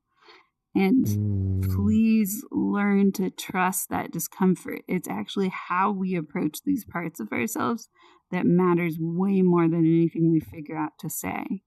Because this is about building intimacy with ourselves again. And it doesn't happen with one magical phrase or one magical question. It happens with what I think Virgo was saying, or somebody was, deep listening. Who was that? Was it you, Fro? I think that might have been me, yeah. listening. Using that deep listening to just be a social scientist, be an anthropologist. Imagine you're going to interview these parts and just say, tell me one story about how you tried to help me. Or tell me one story about how you tried to help, and giving that story a place to live. Sometimes it's like a color that we put down on paper. It's a few words of what they said. But as we empty out these stories, we get to learn. It's kind of like bringing the inflammation down for both of them. The hyper fixer and the hyper critic, the hyper criticizer. And they're just usually chocked full of stories they haven't processed, and they're just like in overdrive. And so this is one of those moments where they need tea or they need lemonade. They need something to just gather with and listen. Yeah, Virgo. I just wanted to say this because of how this conversation goes. I'm going to try and be as quick as possible. Those who know me. I will try my best to make them short and quick. Both of these pieces that you express are not weak pieces that have slowly or that have suddenly come about. These pieces have come from my knowledge and me being very aware of them from the time I was a little kid, growing up in negative atmospheres, just because of the color of my skin, going through those situations where you have that person saying, see, you're not worth their friendship, and the other times going out, but see, I help everybody. I do for everybody. Having, from the time of being little, I'm 53 years old, still, that's a long time of building that strength of that critic and that caretaker. They're both very strong. They're not little pieces. They have so much strength to where they overwhelm me to the point of confusion because I know of this. I know that's to be right, but that strength of that critic says, you don't have a clue. As the caregiver says, but see, all these people are getting your help. Do you see what you've done? Now just stop doing that over there. And as the other said, I told you couldn't do it. That battle of, I told you it couldn't be as it is because see, you can do all these great things to help other people. And I do. Yeah. I do. I love that. That's a part of me that I love. So I love being around people and doing fun things and participating, volunteering my time, sharing with that kind of stuff is fun, which is that piece of that caretaker for me saying, go out and do all these things that you could do for yourself for others. And then that critic going, you can't even do it. Look, you did it for that person over there. What are you talking about? You can't do this. Look, you got them set up like that. What are you talking? So that each of them walking up and just smacking the other, saying, shut up, I said this. Exactly. I said this. So in that battle, when it comes to a point of understanding the self, I understand that of me. But I don't understand why I can't get that third piece in there that's just me being me, saying, I hear y'all, But check this out. This is what I'm going to do. It's like, where's that inner Where's peace that that part? says, Yeah, I the hear leader you, in I you. hear you, but this is what I'm going to do. That's a very, and like I said, these are not weak pieces. They are very strong. They're like, hey, I got the muscle over here. I got the muscle. Yeah. And they're just beating on me, going and slapping each. Listen what I said. No, listen what I said. And it brings me to the same outcome every time. Fail to achieve for myself, willing to continue for others. Well put, Rika. Bravo. So we have literally just dipped our toes into this. This could be something we talk about for a year. This is a really, really important piece. Those forces of energy they have the way we build muscles is we break our muscles, right? We break them in tiny little bits and they get bigger and bigger. And so each of these beings have learned to be these painful parts of us, doing these painful things that deplete us. There's a payoff in being quiet and not trying things because our critic is telling us, don't do that, don't do that. There's a payoff of going, well, nothing bad happened necessarily because I didn't do it. And for the inner caretaker, there's a payoff of going, well, I saw them feel nurtured and supported. So at least somebody's getting something. And yet there's this question coming of like, how do I let these be my teammates, but also be a leader with them? Yeah. How do I move through them without disrespecting that they've learned a lot through my life? Yeah. And so maybe what we'll do here just for today as a bookmark of sorts, as an invitation to find this question first and just hold it, kind of like a wisdom lozenge, which is kind of silly to say that, but just imagine holding this under your tongue for the next week or so, is asking both of them, what would kindness look like? What would kindness look like to me and others? What would kindness look like to me and others? So whenever they say whatever they're going to say, so I'll apply it to me to give you an example, and you can just see what is true for you, again, just by holding it. So my inner critic says, Ruth, you harmed people. You duped people into feeling safe and birthing their dreams in a place that is now throwing them away without a second thought. And then my inner caretaker is like, I was taking care of them. Like they needed somewhere to put their dreams, and I found some empty spots and I helped them figure that out. And so my inner caretaker is going, I'm still doing this. Are you telling me we don't get to do this anymore? I help people find places to put things. And so they're both upset for different reasons. And so when I say to both of them, what would kindness look like here for myself and others? That inner wise being shows up behind my back, and she has one word for me right now. And I'm just going to listen to that and hold that as she says, soften, soften, soften. Be soft. And my critic does not want to do that because I want accountability. And if I can't get the company to take accountability, then I'm going to hold myself accountable for all of it. And yet that question and that answer does hold me in my body a little more quietly. Soften. Just soften.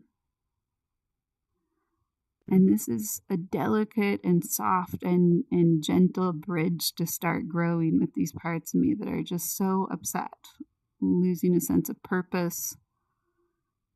And yet that's one of the answers that I'm going to sit with this week, is watching that part of me get so angry and that other part of me get so frantic to fix everything for everyone else.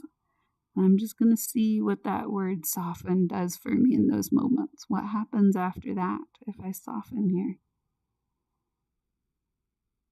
Might, yeah. Sounds like you're gonna make them slap each other more. Could be. Could be. And your question might be different, Berka. Your question might be, how do we play our way through this pain? Thank you. That might have been more realistic to what it was. It's like, how do I do this? Because they're both beating me up and beating each other up. So how do we turn the fight into a dance? Let's right? Thank you. Yeah. Perfect. Oh, because I love to dance. Oh, let's get the music going. Yes, that was perfect. How do we dance together? How do we dance together? Lovely, lovely. So what other questions come up? Your question might not be, what does kindness look like? It might be something else, but it's a question that they both can hold with you. What is your kindness? What is your question? If you don't have it, that's okay too. Yeah, I think my question would be, what are you protecting him from? I think that's sort of the place these critics come from. They see this as a safety mechanism. The only way I'm going to survive is if I put myself down, because no one likes someone who brags. There you go. Lovely. When you said that, I felt this part of the back of my throat light up and a little bit of tearfulness in my eyes. What are you protecting him from? Yeah, so hold that, and hold that with the tones you just spoke it. What are you protecting him from? It's important to make sure that stays in your voice and that is offered to both directions. Yeah. What about you, Axel? Nice. Again, totally okay to pass.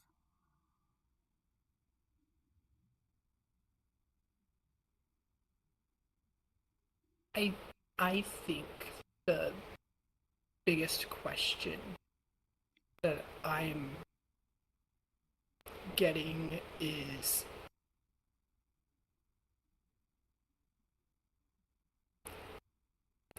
how can we break down the barrier to work together? Nice. That's really, when you talk about that, I wonder, what are the ingredients to that barrier and where else might they live?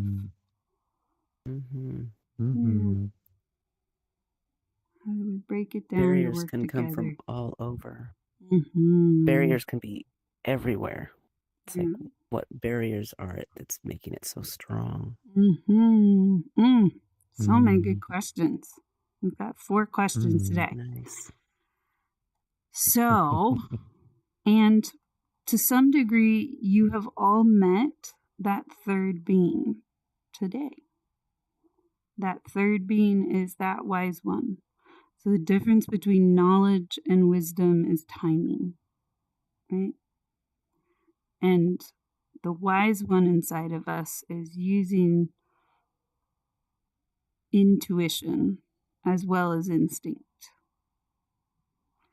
That wise one knows the coding to bridge with those parts of us that feel like they are the right ones, and we must listen to them all the time.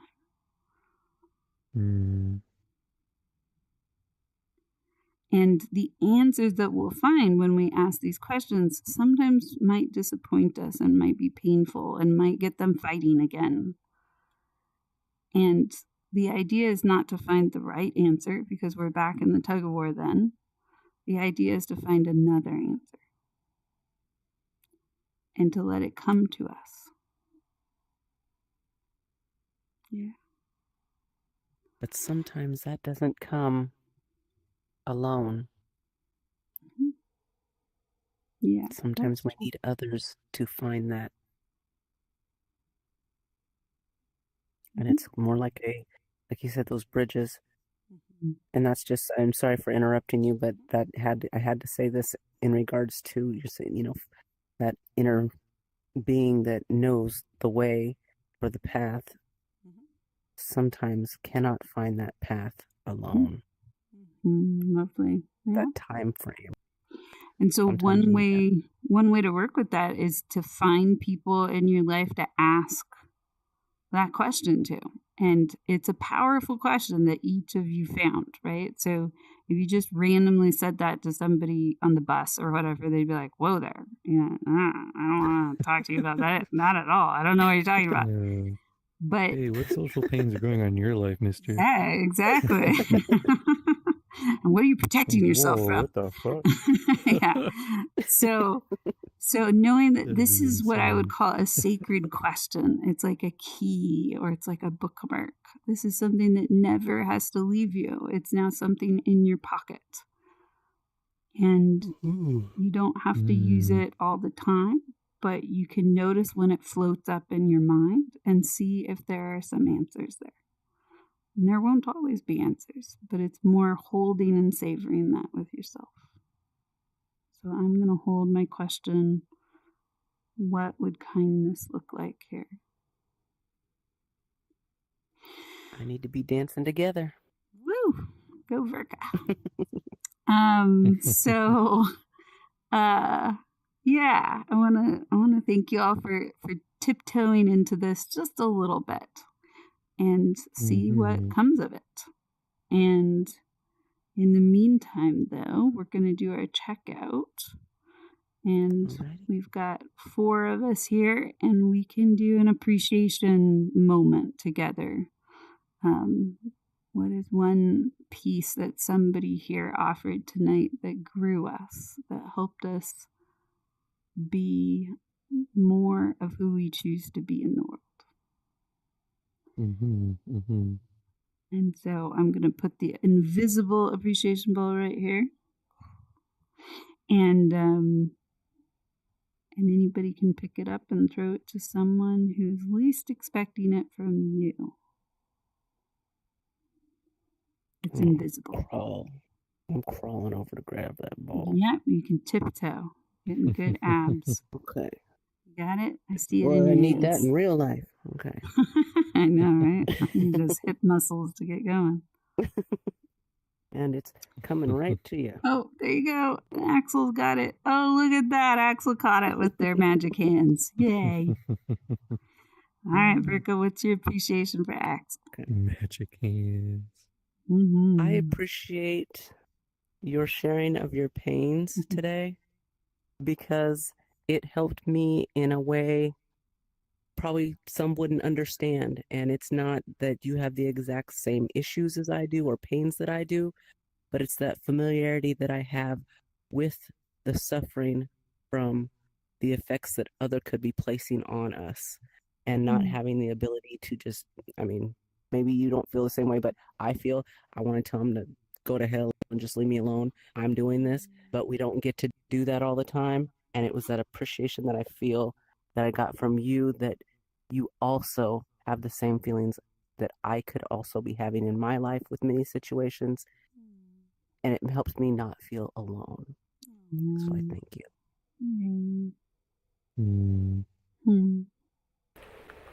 Oh, that was lovely.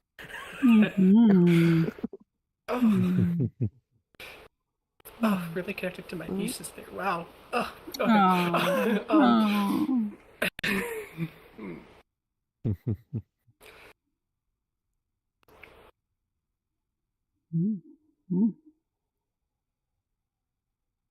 Don't break the bowl now.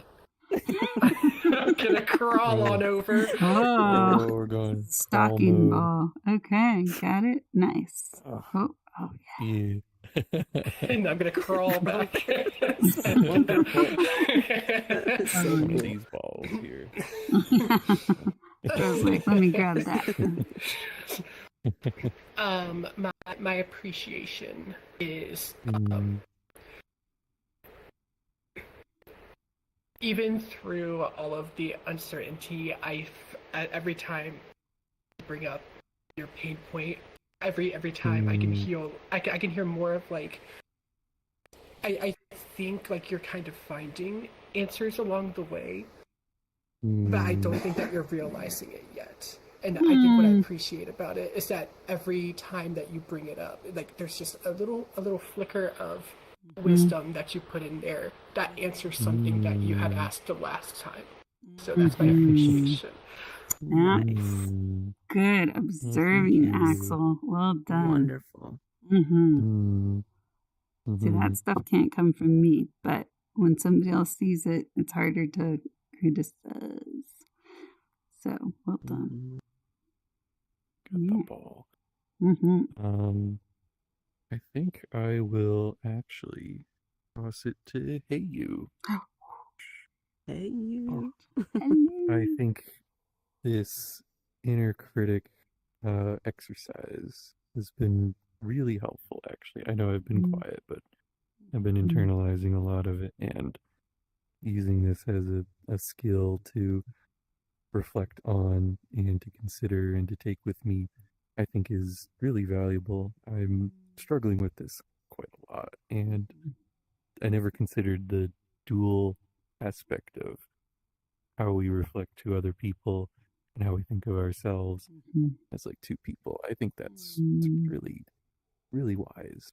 So, thank you for that. Yes. Yay. Very sweet. Yeah. Yeah, that's lovely to hear. And my inner critic is going, be careful, you can't do therapy with people. Don't ever say this was therapy. This was not therapy. No. This is just I education. did not receive therapy advice tonight. Hey, whoever asks me who my counselor is, I'm going to say, hey, you. This is how Verka goads me. My inner critic is just I like, am seeing Okay, so critic is gonna sit and breathe deep, 4 square breathing or something, and I'm going to throw the ball to Verka. Oh, full circle. That's it. You got it. Yeah. There you go. Okay. You got it. Bonk. Okay. No head injuries for Verka. So Verka, my appreciation for you is I remember a long time ago, maybe a couple months after we met, you bringing a similar pain point to me in tears and just saying, I don't know how to help people help me. And what we came to was keep telling your truth and vibe, beam, and shine you. So move between the pain and the howl and the song and the rhythm. And years later, you came into BridgeMakers server and you did exactly what you learned how to do back then, which was you asked curiously, how do I understand this software? And you got a lot of enthusiastic links and responses. And yet you're also coming and building a rhythm again and bringing the howl, the sadness, the urgency, the pressure. And you're doing exactly what you learned to do a few years ago, but you're doing it again as if we had just had that conversation last week. Wow. And getting to watch you apply that from 3 years ago and see how much grace you've built into that to just persist, tell the truth, and then also show your shiny, vibey, lovely self. That takes my breath away. It feels like this river of so many ingredients flowing through you, and it never stopped. And it helps my inner critic have a seat, because the one that says, you harmed Ruth, you harmed Verka, you harmed so many, watches and remembers that you are holding between those two places here and holding that heartbeat. And it says, no, she learned and she's doing it, and she's doing it lovely, beautifully, so organically. Stay curious and also name the pain. Thank you for sharing me. Yeah. Thank you. 'Cause I really don't recall. Don't remember. I know. And we actually had that conversation more than once, probably like half a dozen times at least. But every time you did it a little better the next time. And so, yeah, it's really, really cool to see how that stuck and how much you're modeling for all of us how to be fully 100% you and be both directions at the same time. Yeah, it's really good to see. Thank you. So much energy All because and of vitality.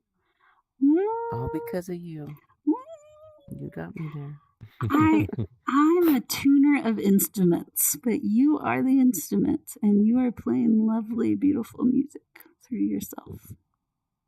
I just help people tune into themselves. Yeah. Well, we're going to release that appreciation ball up to the sky, or you can take it home and put it on the shelf. Whatever is true. It needs to go up and send the messages out. Expand, yes. Yeah. Smaller groups can be so intimate and lovely. And thank you all for being willing to just be a little different tonight and just see what it felt like. It was wonderful. It was wonderful. Yeah. So fun. good. Yay. And maybe next time or the time after that or when it comes up again, we will go avatar shopping for our inner critic, our inner caretaker, and our inner zen.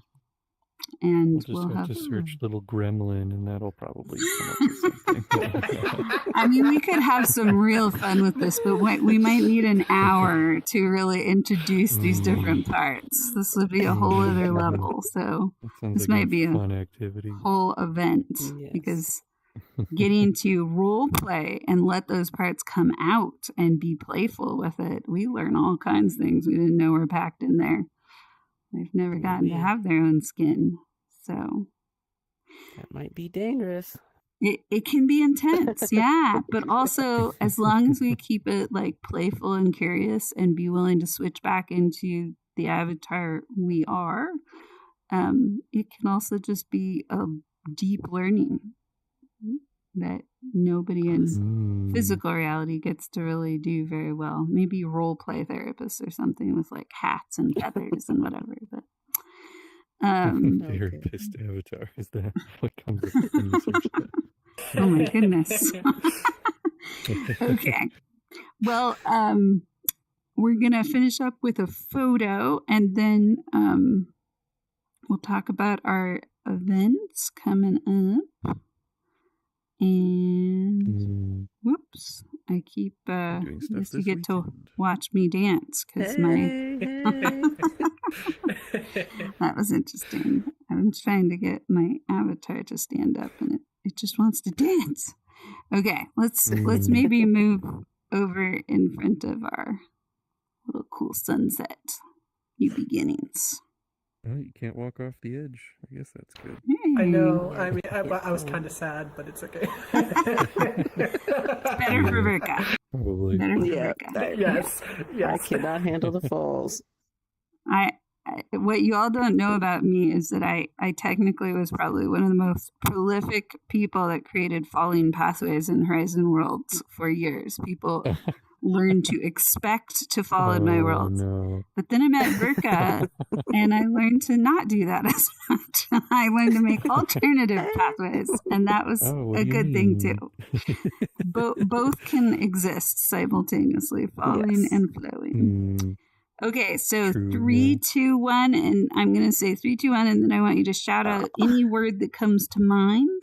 And if you have an emoji, you can release it, but we also just have a gorgeous sunset behind us, and we can just be here this way. So, 3, 2, 1, critic. Happy. Gremlins. Gremlins. What's your word, Axel? Orb. Wisdom.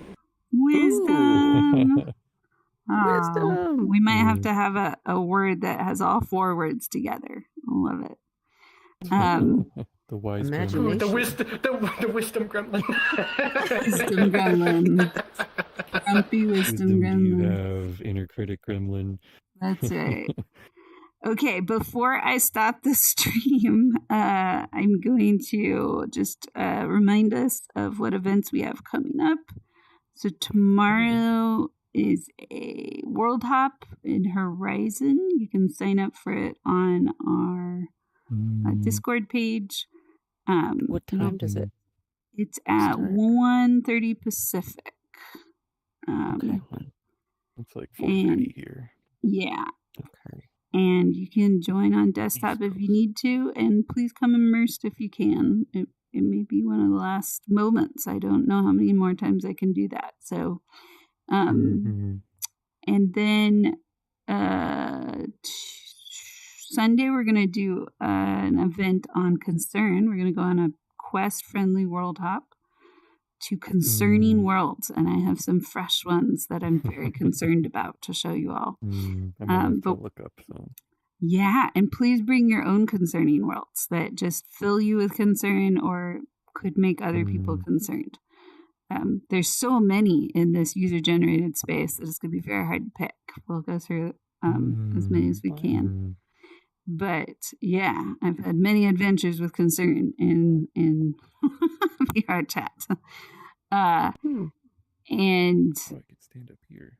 Let's see what else. I think those are the 2 main events. But yeah, please RSVP online, and thank you for being here. It was good to see you all. I've been in headset since conscious gaming. Forever? Yeah, So, I had to take a break because I needed to charge. I've been in headset for, oh my God, it's been a long time since I've done this, but for 7 hours. So I need to get out of headset. Yes. It's a long day. Yeah. Long day, but learned a lot. And thank you again. Please be gentle with yourselves. Take a break after this for your own mental health. Sometimes we can accidentally get a little more intimate, close with each other than we can hold outside of the group container. And I will see you.